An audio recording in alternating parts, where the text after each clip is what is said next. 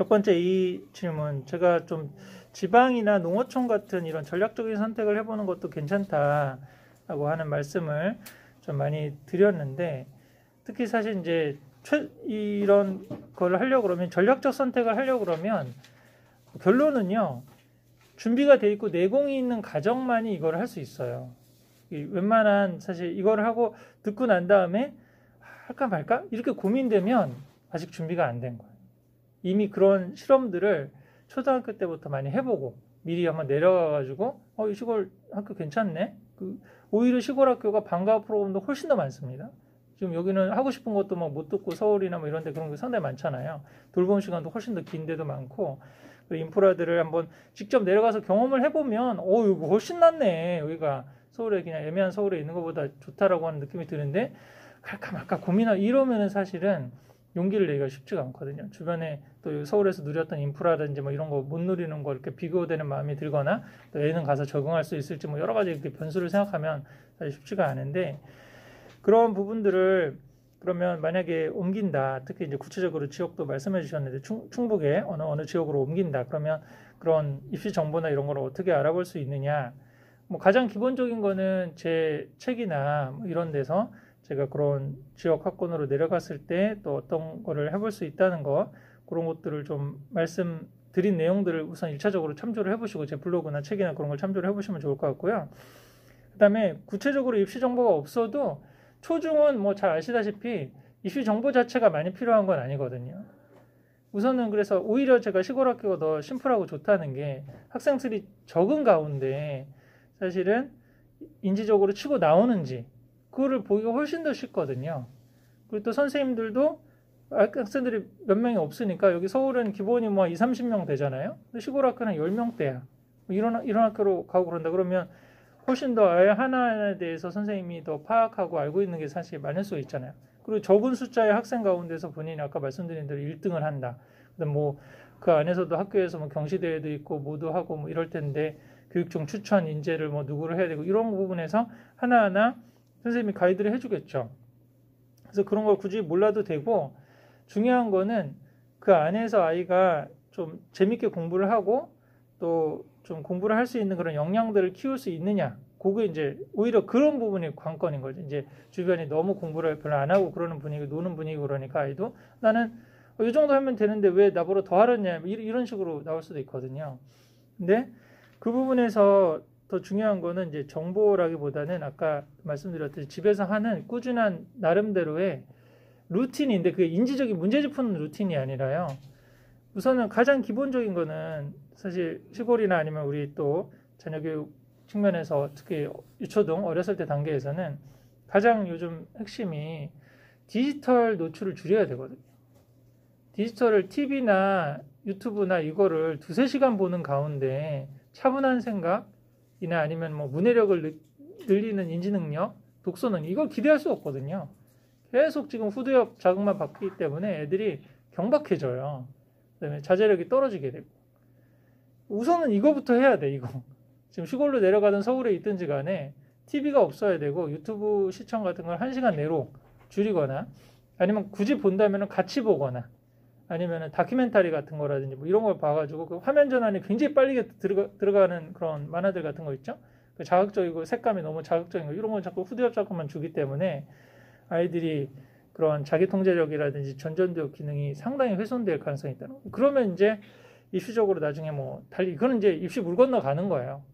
그러면 그냥 본인이 그 좋아하는 거 하나라도 잘하게 하는 식으로 지금 해야 되는 거지.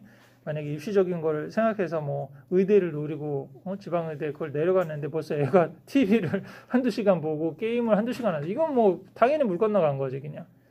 그러면 그 상황에서도 사실 시골로 내려가는 게 잘 될 수도 있어요. 도시에서 게임을 하나, 시골에서, 그나마 시골에서 게임을 하고, 게임 하나 하고, 자전거라도 몇 시간 타고 그러겠지.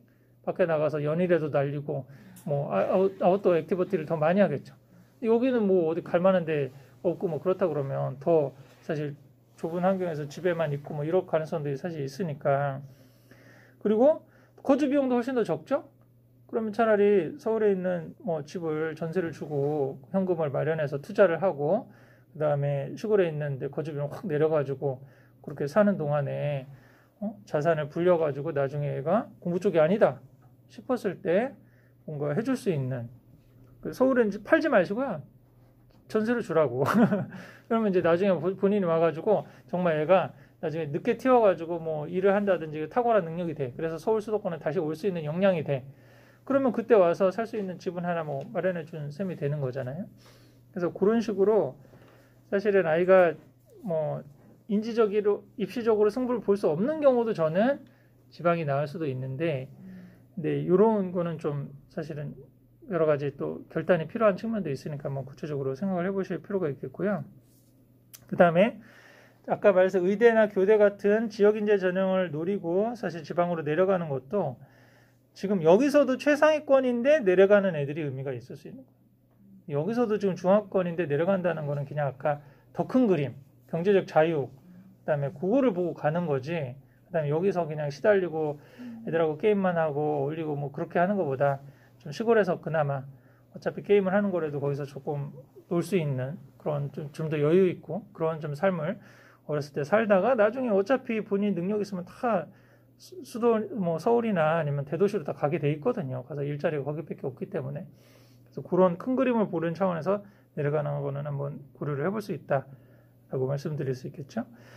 그 다음에 이제 그 지방으로 내려가는 건 그건데, 두 번째는 이제 농어촌. 아까 구체적으로도 여기 서울에서도 남양주 와부 쪽이나 화성, 향남, 김포, 고촌 이런 데가 사실은 거의 지금 서울하고 붙어 있으면서 농어촌이 되는 남아있는 지역들이거든요.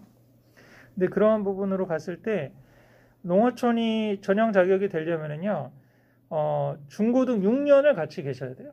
부모님이 거주를 하면서 같이 해야 되고, 초등 5, 6학년이면 빨리 검토를 해봐야죠. 지금 빨리 검토를 해봐서 중학교 때부터 1학년부터 지금 재학 연수를 그쪽에서 가질 수 있도록 그렇게 해주시면 되는 거고요. 그래서 그럼 입시가 바뀔 때마다 축소되지 않겠느냐. 근데 농어촌이나 지역인재 전형 같은 경우는 축소될 가능성이 좀 적다고 봐요. 왜 그러냐면 지금 지방은 거의 소멸 단계에 지금 들어가고 있기 때문에 서울 수도권 쏠림 현상이 너무 심해지는 상황이잖아요. 그리고 또 지역인재 전형 같은 경우는 시행령으로 만든 게 아니라 법이에요, 법. 법을 바꾸지 않고서는 이거를 바꿀 수가 없어요. 그래서 이런 부분들은 쉽게 바뀌지 않는다. 그러니까 그런 걸 뭐 염려해서 뭐 입시가 농어촌 기대하고 갔는데 농어촌이 없어졌다. 그러면 그 안에서도 사실은 그럼 1등급을 하면 뭐 교과 전형이나 그런 거 받는 게 서울보다는 훨씬 더 유리한 거거든요.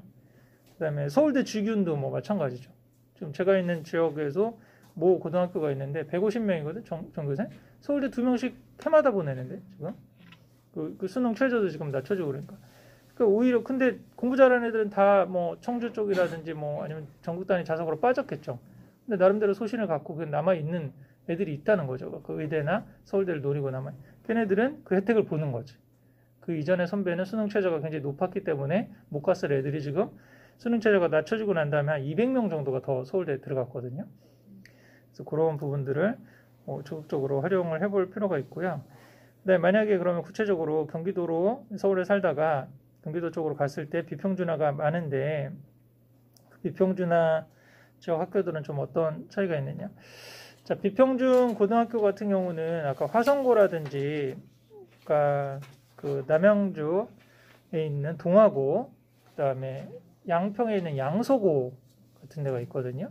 근데 이 학교들은 거의 뭐 지금 양서고나 아니면은 화성고 같은 경우는 거의 그 전국 한 4, 50이 화성고등학교는 거의 뭐 20위 정도 하는 그런 학교고, 이 기본적으로 그 경기도 비평준화 지역에서 전교 1, 2등 하는 애들이 오는 데인데, 근데 거의 자사고급 실적이 나타나고 정시가 굉장히 강한 학교들이에요. 근데 뭐가 차이가 있느냐? 학비가 싸죠. 일반고기 때문에. 그러니까 이런 학교들을 이제 이런 데가 있고요. 또 전국에서 그렇게 뽑아주는 일반고인데 자사고급 실적을 내는 학교 중에 가장 대표적인 게 공주 한일고나 공주사대부고 이런 데가 있죠. 이런 학교들은 전국 선발 자율고등학교라고 그러거든요. 기숙사가 있어요. 그래서 그게 또 다 되고 일반고기 때문에 학비가 비싸지 않아. 근데 그래서 강북권에서는 이런 학교를 노려볼 만해요. 강북에 있는, 만약에 강남에 있는 학교에서는 명문학군지에 있는 애에서는 전교 1, 2등을 하기가 쉽지가 않거든요. 그 중학교에서도 너무 지금 잘하는 애들이 많기 때문에 이 학교에서는 뭐 반에서라도 한 5, 6등 하고 그러면 그 웬만한 비학군지에 가면 거의 전교 1, 2등 할 애들 상당히 많거든요. 근데 강북에서는 지금 이미 공부 좀 한다 그러면 다 빠져나가는 상황이고 좀 뭐 자사고 노리고 그냥 뭐 최상위권 남의권 이런 좀 상황이기 때문에 그럼 강북에 있는 아까 그 특목 자사고 한두 명도 배출하지 못하는 그런 학교들 있죠. 그런 학교들을 오히려 전략적으로 가서 거기서 전교 1등을 하면 여기는 공주 아니거나 공주 사대보는 내신만 보거든요. 면접도 없고. 그 내신이 거의 올 그 100에 가까운 그런 내신을 가면은 한번 할 수 있고, 그 다음에 이런 학교들 같은 경우는 내신으로만 보고 이 학교에 지원했을 때 만약에 안 됐을 때 그러면 내가 원하지 않는 고등학교로 배정받을 가능성이 상당히 많잖아요. 그럼 우리 특목자사고 지원하는. 근데 여기는 내신만 딱 보기 때문에 안 될 것 같은 아이들은 미리 언지를 주는 원서를 빼시라고 이렇게 얘기를 해주는 그런 또 아인에서의 또 세부적인 지침도 있어요. 그래서 최소한 그렇게 여기 학교를 우리 학교를 지원했을 때 그 분리함을 가질 수 있는 걸 줄여주는 그런 나름대로 배려도 있기 때문에 적극적으로 한번 검토를 해볼 필요가 있습니다. 우리 지금 그 대신에 이제 전제는 이 학교 아까 화성고, 그다음에 뭐 양서고, 공주 한일고, 공주 사대부고, 그다음에 남해 해성고, 남해도 있어요. 여기도 남해 해성고도 거의 이번에도 서울대 수시로 7, 8명 보내고 막 그랬거든요. 학생 수는 120명대 그 정도 되고 그러는데. 근데 이런 학교들은 뭐가 문제냐? 내신 경쟁이 영수 선행이 안 된 상황에서 들어가면 기본이 이제 5, 6등급 이하로 가는 거예요. 예, 그러니까 본인이 그러면 여기 좀 수월한 고등학교, 중학교에서 그런 전략도 저도 이제 자주 많이 얘기하고 그러는데 비학군지 우리 지금 형편이 좋지 못해서 그냥 비학군지에 있어야 된다 그러면 계속 비학군지에 있으면서 내신을 중학교 내신을 수월하게 받으면서 전 과목 뭐 올A에다가 뭐 올출석에서 내신을 좋게 받은 다음에 이런 학교를 전략적으로 해보고 남는 시간은 본인이 영수 선행을 해야 돼. 현실적으로. 그렇지 않아요? 어떻게? 동영상 있잖아요, 동영상. 지금 뭐가 우리 집이 돈이 없어서 그다음에 뭐 내가 사는 데가 좀 형편이 안 좋아서 공부를 못한다. 이거를 변명을 할 여지가 없는 거예요. 본인이 의지가 있으면 웬만한 동영상 강의 프리패스잖아요. 프리패스 제도가 뭐야? 한 달에 뭐 전체 금액 해가지고 한 60만 원 정도를 내면 본인이 완강을 하거나 아니면 무슨 대학을 합격하고 그러면 다 전액을 돌려줘요. 그런 식으로 운영하면은 웬만한 그 인터넷 강의 업체들을 뭐 다 망했어야 되죠. 안 망하지. 애들이 끝까지 보는 애들이 없지. 1, 2편 보고 뭐 게임하고 뭐 하고 완강이 안 되죠, 완강이. 이런 좀 상황이기 때문에 애가 저는 뭐 우리 집 형편이 안 좋아서 공부를 못해 이런 얘기를 저는 인정하지 않거든요. 의지가 없는 거죠, 의지가 없는 거고 또 그 의지를 계속적으로 좀 이렇게 뭔가 격려해주고 그럴 멘토라든지 아니면 주변에 사람들이 없는 그 문제인 거지. 본인이 마음만 먹으면 얼마든지 가능하다. 그러니까 이런 세부적인 것들은 사실은 학군지에 있어도 계속 고민되는 거거든요. 이 학교 갔을 때 유불리 내신이 또 어떻게 나올 때 우리 애들은 또 좀 남학생인데 여학생들 많은데 가면은 또 어디 뭐 이런 자질구레한 거는 이거는 좀 자질구레한 고민들이에요. 그래서 큰 축의 틀을 한 다음에 또 그 지역에 갔을 때 생기는 자질구레한 문제들은 감수하는 거예요. 왜 감수할까? 얻는 게 더 크니까. 지금 기본적으로 농어촌으로 대학을 간다라고 전제를 했을 때 뭐 내신이 잘 나오고 그러면요. 정시로 해서 탑 50위권 정도를 갈 애다. 그러면 농어촌 수시로에서는 탑 30위권 이상을 올려볼 수 있어요. 거의 100% 이상을 올릴 수가 있어요. 이게. 그러니까 너무 이거 사실 좋은 기회인 거지. 어떻게 보면. 그래서 근데 지금도 지역인재 전형 같은 경우도 의대가 그전에는 고등학교 3년만 그 지역에서 살았으면 만약 부산이라든지 뭐 이렇게 호남이라든지 그렇게 됐는데 지금은 중학교 1학년부터 6년을 거주를 해야 되는데 만약에 그러면 부울경에서 의대를 가고 싶으면 부울경에서만 6년을 중학교까지 다녀야 되는 게 아니라요. 비수도권이면 다 돼. 그러니까 제주도에 살다가 지금 고등학교를 가도 괜찮은 거예요. 그러니까 만약에 이쪽에 조금 생각이 있고 우리 애는 진짜 의대 올인해. 의대는 진짜 의대는 어떤 거예요? 사실 지금 너무 이렇게 쏠림 현상이 지금 강하기 때문에 공부도 잘해야 되지만 운도 좋아야 되고 자격까지 지금 맞춰줄 수 있는 거라면 확실히 맞춰놓고 들어가야지 이게 해볼 수 있는 여지들이 생기는 거거든요. 보통 이제 이런 지방 인재 전형이라든지 농어촌은 뭐라고 말씀드리냐면 여러분 쉬운 예로 아파트 분양을 받잖아요. 그때 특공 있죠, 특공. 이게 지금 세 자녀 이상이라든지 아니면은 신혼부부 특공이 경쟁률이 다르잖아요. 일반 분양은 150대 1인데 지금 세 자녀 이상은 뭐 3대 1, 4대 1 이런 거죠. 거의 그런 개념이다라고 보시면 돼요. 정원 외로 뽑아주는 거거든요. 정원 외기 때문에 입시제도가 바뀌어도 별 상관없어요. 대학 입장에서 안 뽑아주면 원서비하고 그 뽑을 수 있는 인원, 학비를 다 날리는 거기 때문에 안 할 이유가 없는 거죠. 정원 외예요. 정원 내에서 경쟁을 시키고 다른 거를 줄여가면서 하는 게 아니기 때문에 없어질 수가 없는 제도다라고도 볼 수가 있습니다. 자, 그래서 어느 정도 답변이 된 것 같죠. 그래서 우선은 너무 걱정하고 될까 안 될까 이렇게 그 많은 고민을 하시면 안 되거든요. 어렸을 때 나이가 학년이라도 하나라도 어릴 때 자꾸 도전을 해보셔야 돼요. 도전을.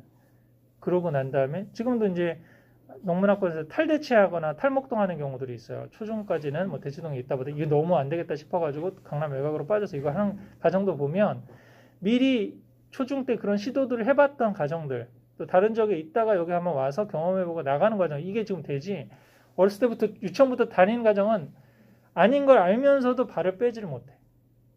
이미 주변에 다 이렇게 하고 있고 이게 다 표준이다 이렇게 지금 생각하고 있기 때문에 그래서 만약에 이런 전략적 선택을 하려고 그러면 가장 중요한 거는 내공이다. 그 내공을 길러야 되고 하나 두 개라도 해봐야 돼요. 걱정만 계속 하고 있으면 전혀 실천이 안 된다는 거예요.